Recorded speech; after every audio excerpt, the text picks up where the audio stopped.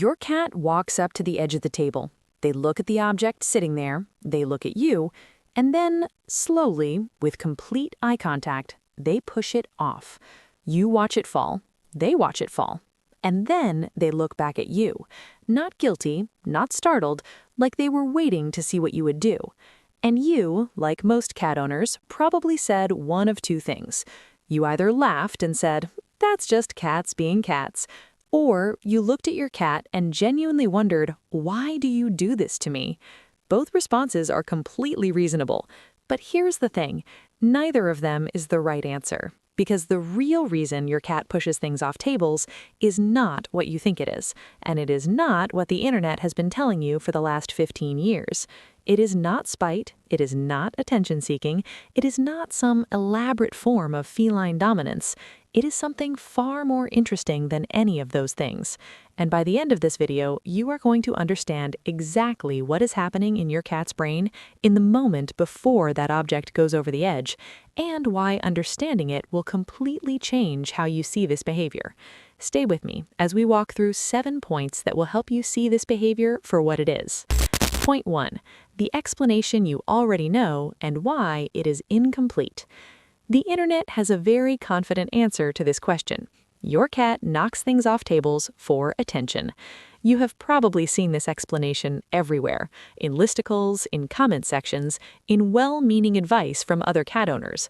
The logic goes like this. Your cat pushes the object falls, you react, the cat gets a response from you, and so they do it again because the response is rewarding. This explanation is not entirely wrong, but it is dangerously incomplete. And the incompleteness matters because if attention-seeking were the whole story, your cat would only knock things over when you are watching. But they don't. They knock things over when you are in the other room. They knock things over at 3 in the morning when you are asleep and there is no one to react. They knock things over methodically and thoroughly and with what appears to be genuine focus, whether you are present or not. If this were purely about your reaction, the behavior would stop the moment the audience disappeared. It doesn't, which means something else is happening, something deeper than the performance of getting your attention. And to understand what that something else is, we need to go back, much further back than the domestic cat entirely. Point 2. The hunter that never stopped hunting. Here is something that will reframe everything. Your cat, the one currently sitting on your couch, probably watching you watch this, is a predator. Not in a metaphorical sense, in a real, biological, neurologically hardwired sense. Dr. John Bradshaw, the anthrozoologist and author of Cat Sense, whose research on domestic cat behavior spans decades, makes one thing unmistakably clear in his work. Domestic cats retain the full predatory behavioral sequence of their wild ancestors, almost entirely intact. Search, stalk, pounce, catch, kill, eat. That 6-step sequence is not something your cat learned. It is something they were born with. It runs in their nervous system the way breathing runs in yours. Automatic, constant, always looking for an outlet. And here is the critical part.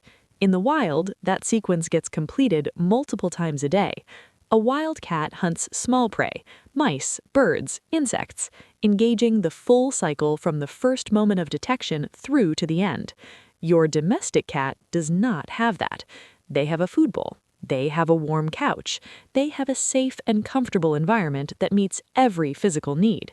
But the hunting sequence, that ancient, relentless, neurologically hardwired drive to find, engage, and interact with moving objects, has nowhere to go. And your kitchen counter, with its collection of interesting objects sitting right at the edge, is, from your cat's neurological perspective, the most interesting hunting ground in the house. Keep that thought, because in a moment, it's going to explain everything. If you're getting value from this video, subscribe and share it with someone whose cat has been conducting experiments on their kitchen counter. Point 3. What is actually happening at the table?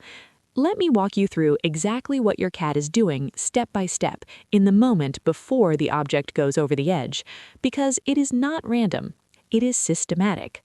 Dr. Mikel Delgado, a certified cat behavior consultant and researcher who has studied feline sensory behavior extensively, notes that cats use their paws the way humans use their hands as primary instruments of investigation and interaction with their physical world. A cat's paw is extraordinarily sensitive. The pads contain dense concentrations of nerve endings, mechanoreceptors that detect pressure, texture, movement, and vibration with remarkable precision. When your cat reaches out and taps an object on the table, that first light tap before the push, they are not deciding whether to knock it over. They are reading it. They are gathering information about what this object is, how it responds, whether it moves, how it moves, and whether that movement pattern matches the movement pattern of something worth pursuing. In other words, they are running a prey assessment. Is this thing alive? Does it move like something alive? Does it respond like something worth chasing? Most objects on your table will fail this assessment with the first tap. They don't move, they don't respond, the cat loses interest and walks away. But some objects, a pen that rolls slightly, a glass that wobbles, a small item that shifts when tapped, pass the first round of assessment. And when something passes, the sequence escalates. Another tap, a slightly firmer push, watching how it responds, testing the edges of the movement. And then, when the object reaches the table's edge and the trajectory changes, when gravity takes over and the object suddenly drops and tumbles, something very specific happens in your cat's brain. The movement pattern of a falling, tumbling object is one of the closest approximations in a domestic environment to the movement pattern of small prey. Your cat's predatory nervous system recognizes it, not consciously, not as a decision, as a reflex. The push over the edge is not the beginning of the behavior. It is the inevitable conclusion of a prey assessment that got interesting. Point 4. The curiosity engine. Now, we need to talk about something that runs underneath the predatory drive, something that explains why your cat doesn't just knock one thing over and walk away satisfied, why they work through every item on the counter, why they do it again tomorrow, why they seem, and this is the word most owners use, curious, because they are.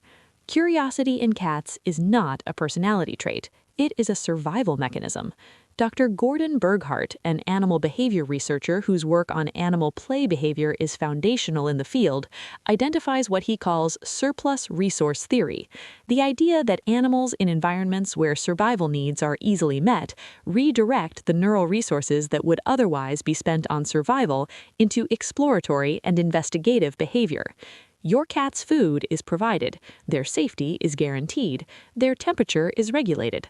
Every resource is surplus, and all of that neural energy, all of the cognitive capacity that, in the wild, would be spent on scanning for prey, assessing threats, navigating territory, has nowhere to go.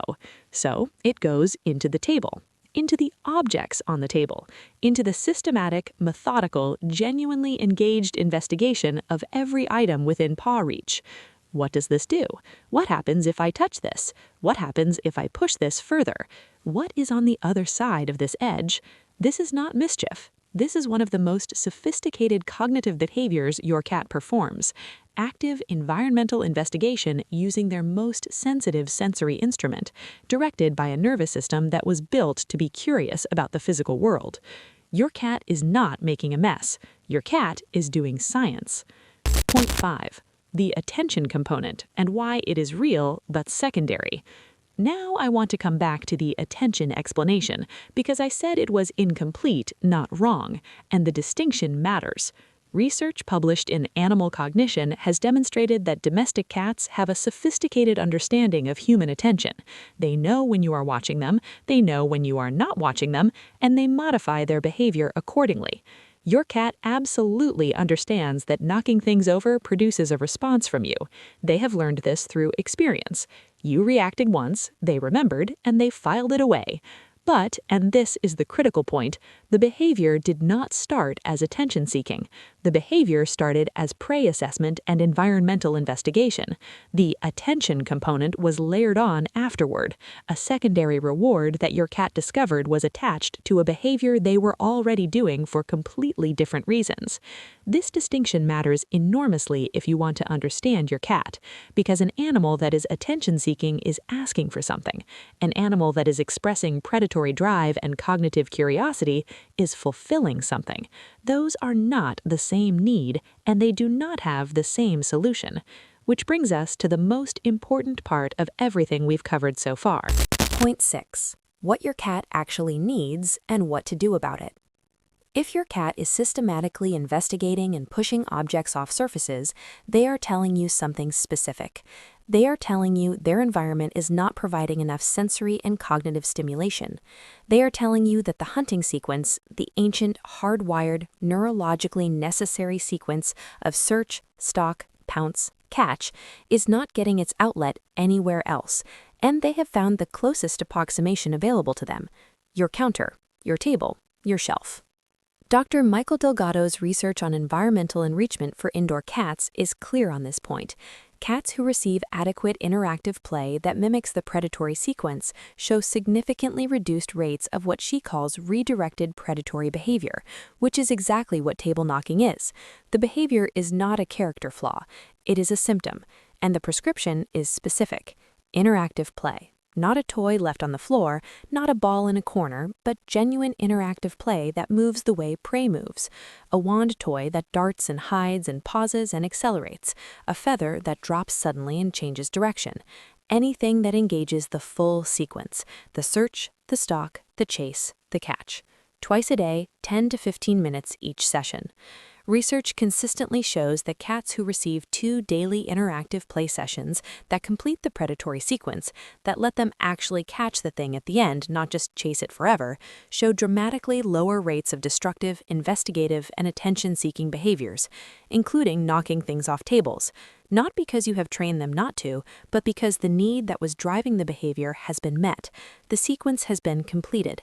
The hunting brain has had its outlet, and the counter, with all its interesting objects balanced at the edge, becomes significantly less compelling.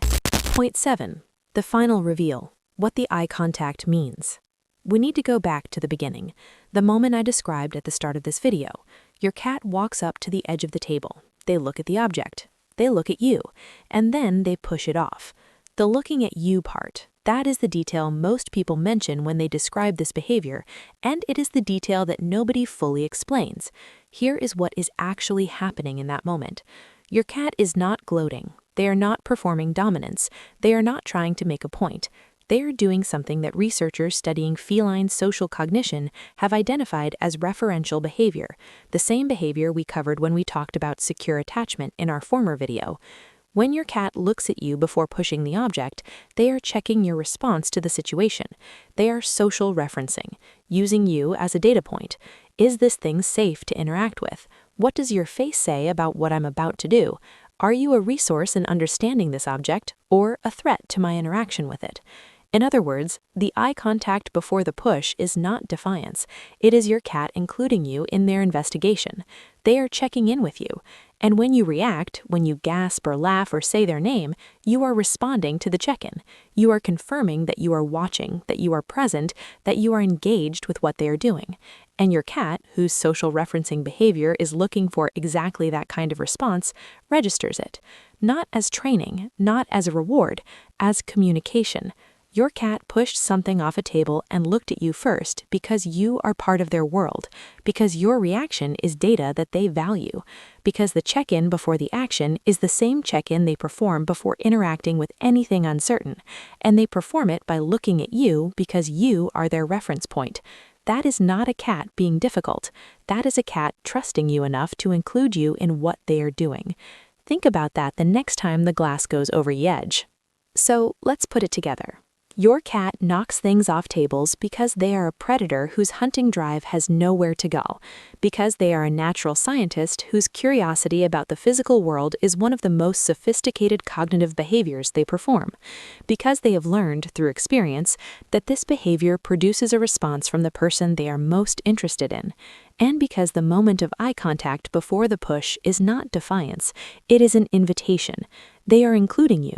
They are checking in. They are asking, are you watching this with me? The object on your table is not the point. You are the point. You have always been the point. The next time your cat lines up beside the counter and looks at you before pushing something to its inevitable conclusion, try something different. Don't react to the object. React to the cat. Make eye contact. slow blink, because what they are really asking, in the language of a small, brilliant, ancient predator who chose to live beside you, is, can I knock this over? It is, are you here? Are you paying attention? Do you see me? And the answer, now that you understand what they have been doing all along, is yes. You see them. You have always been watching. You just didn't know what you were looking at, until now. If this video changed how you see your cat's behavior, share it with someone whose cat has been conducting experiments on their kitchen counter. They need to hear this. Subscribe and learn more about your cat.